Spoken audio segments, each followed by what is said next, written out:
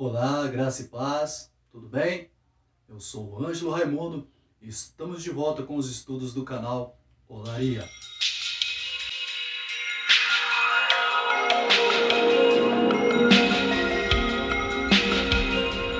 Bom, o primeiro ponto que eu quero ressaltar aqui é que é muito bom estar de volta com vocês aqui, meditando nas Sagradas Escrituras e também conhecendo sobre esse ambiente da igreja, suas rotinas e liturgias, enfim, estudando sobre o ser evangélico.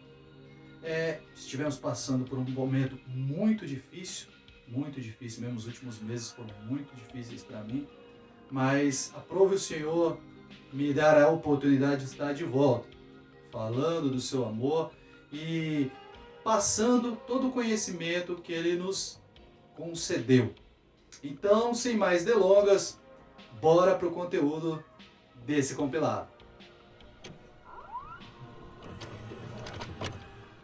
Apesar de não estar produzindo vídeos nos últimos meses e também estar um pouco fora do cenário eclesiástico, muitas pessoas me procuraram ultimamente para perguntar a respeito de pregação do Evangelho. Ângelo, como eu faço para pregar bem? Como eu faço para perder a timidez? Como eu faço para passar tudo aquilo que eu penso para a igreja, tudo aquilo que Deus tem me dado? Pensando nisso e respondendo aos nossos queridos irmãos, nós lançamos este compilado. E o título é 6 dicas para pregadores iniciantes. Você que tem o desejo de pregar a palavra, você que começou a pregar a palavra, mas tem uma certa dificuldade, fique conosco. Esse conteúdo vai servir de edificação para a sua vida. Mas sem demora, vamos iniciar com a leitura do texto. O texto que nós vamos usar de base para esse assunto se encontra na segunda carta de Paulo a Timóteo, capítulo 2 e o 15º versículo, que diz assim: procura apresentar-te aprovado a Deus, como obreiro que não tem de que se envergonhar, íntegro, repartidor da palavra da verdade. Você viu aí as considerações de Paulo a respeito de um obreiro aprovado. E para Deus, segundo ele, um obreiro aprovado seria alguém de que não teria do que se envergonhar. Ou seja, alguém que não teria aí pendências com a sociedade, alguém que seja um bom pagador de contas, alguém que seja uma pessoa de família, respeitador, uma pessoa de boa índole, uma pessoa de bom caráter. Mas ele também diz que seja uma pessoa que maneja bem a palavra da verdade. E aí que as coisas ficam um pouco complicadas. Porque quem prega sabe que quando você sobe lá em cima, você começa a suar espontaneamente, você começa a tremer espontaneamente. Por quê? Porque a responsabilidade é muito grande. E apesar de sermos servos de um Deus sobrenatural, e apesar de sermos servos de um Deus todo-poderoso, nós somos seres humanos. O vaso aqui, ele é de barro, então a gente tende a se acanhar, a se envergonhar. E as pessoas me procuram para dizer como eu perco isso, como eu me solto mais, como eu consigo mais expressar através da minha mensagem a vontade de Deus. Pensando nisso, nós decidimos trazer algumas dicas para você. São 6 dicas. Lógico que existem muito mais, e se mais pessoas forem produzirem vídeos, serão várias dicas. Mas aqui está um pouquinho do conhecimento do irmão Ângelo para você. Então vamos lá para a primeira dica. Então a primeira dica é a seguinte: oração sem misticismo. O que você quer dizer com isso, Ângelo? O que eu quero dizer é que quando nós oramos, a principal função da oração é a comunicação com Deus. A principal função da oração é você se comunicar com Deus. Porque a Bíblia nos relata e nos diz e nos afirma que Deus conhece os intentos do nosso coração antes mesmo de pedirmos ou pensarmos. Então, veja que as suas petições Ele já conhece. Então, para que você vai orar? Para se comunicar com Deus. Por que é difícil para as pessoas orarem hoje em dia? Por quê? Porque oração hoje em dia, e é ensinado isso dentro da eclesia, que oração é petição, é pedir, pedir, pedir. E oração, eu até concordo, você tem que pedir. Se você não pedir para Deus, você vai pedir para quem? O sobrenatural é Ele quem faz. Mas eu vejo a oração muito mais como um momento de intimidade, comunhão, relacionamento com Deus, como pai e filho, entende? E um pregador precisa ter essa intimidade com Deus. Não tem uma fórmula mágica, infelizmente não tem. Você precisa de um momento para conversar com Deus. Por quê? Porque alguns são direcionados para a exortação, outros são direcionados para o estudo, outros são direcionados para trazer o mover de Deus para a igreja. E como eu vou saber qual é a minha vocação? Conversando com Deus. Não é dizer que através da oração Deus vai te pegar e vai fazer você falar como se você fosse um robô, não. Deus vai começar a te dar diretrizes sobre os assuntos que você deve falar. Ele vai mostrar para você, através das conversas que vocês terão no secreto, qual é a vontade dele para a sua vida. Sendo assim, ficará muito mais fácil para você explanar a mensagem que Deus te colocou. Amém? O segundo ponto, não menos importante, é a leitura. Realmente a leitura bíblica. Precisamos conhecer o Deus que nós apresentamos às pessoas. E também a leitura de autores e pensadores que nos fazem exercitar a nossa mentalidade. Eu preciso estar inteirado sobre o conhecimento mundial adquirido através dos livros. Vou conhecer sobre a história mundial através dos livros. Conhecer sobre os grandes acontecimentos através dos livros. Sobre os mártires, um pouco mais através de outros livros que não sejam a Bíblia. O que eu estou dizendo? Você vai agregar este conteúdo ao seu conhecimento bíblico.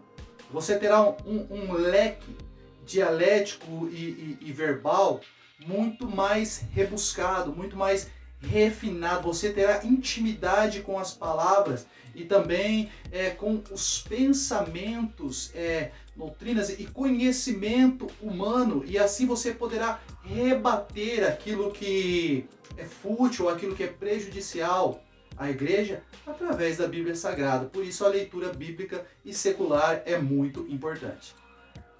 Terceiro ponto, esteja inteirado com os acontecimentos ao seu redor, seja no seu município, seja no seu estado, no seu país, ou seja no mundo.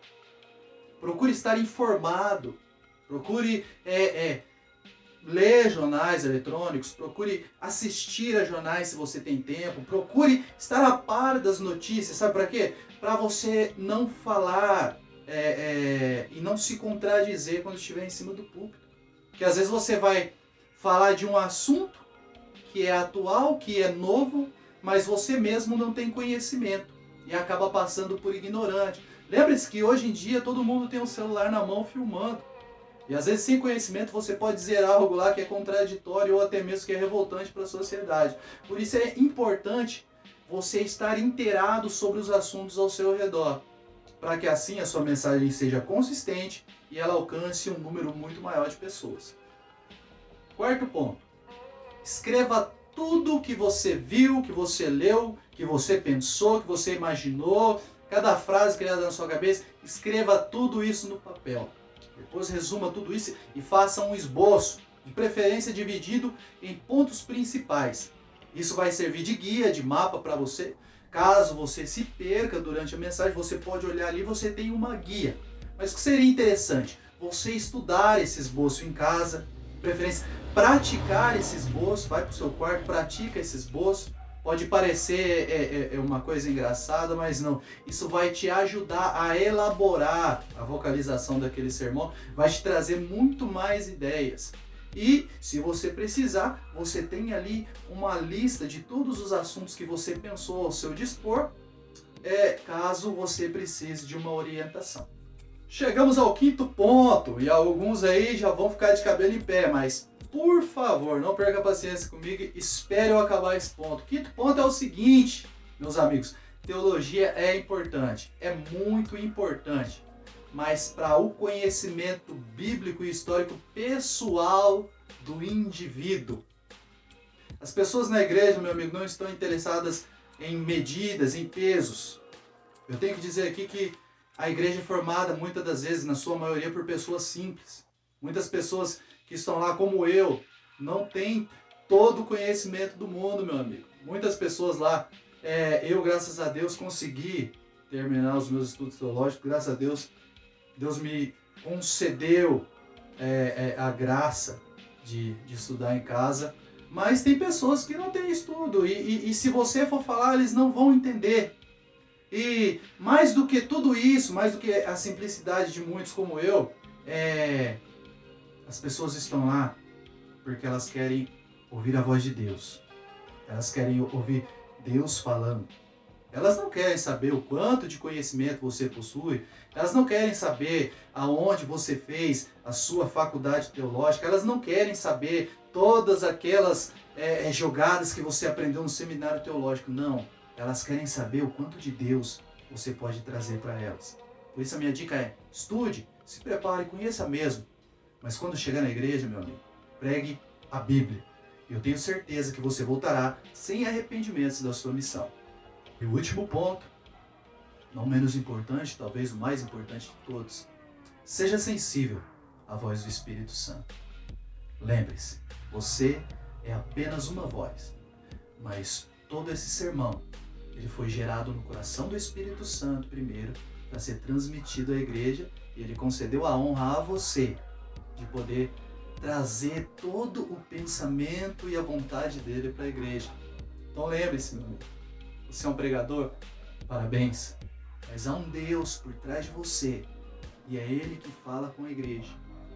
Então, quando chegarmos diante da tribuna, esqueçamos o eu, o orgulho, quantas visualizações a minha mensagem vai ter. Quando subimos naquela tribuna, nós possamos dizer: Deus, eu estou aqui, eu sou uma voz. Agora, fala comigo, fala com a tua igreja. Você verá o agir de Deus dentro da congregação. Quero agradecer você que chegou aqui até o final. Deus te abençoe, Deus te recompense. Tenho que pedir encarecidamente, eu sempre deixo para o final. Inscreva-se no canal se não é inscrito. Está sendo abençoado aí, não se inscreve, me abençoa. Me abençoa minha vida também. Compartilhe esse vídeo aí. Você conhece alguém que, quero pregar, mas eu tô sem ideia, eu tô sem saber como eu começo. Manda para ele. Manda para alguém lá que precisa. Manda para todos. Conhecimento de Deus. Nos ajude. Amém? E lembre-se, você não é um derrotado. Você não é um fracassado. Talvez você esteja rachado ou emborcado. Mas é para isso que existe a Olaria. Um grande abraço. Fique com Deus.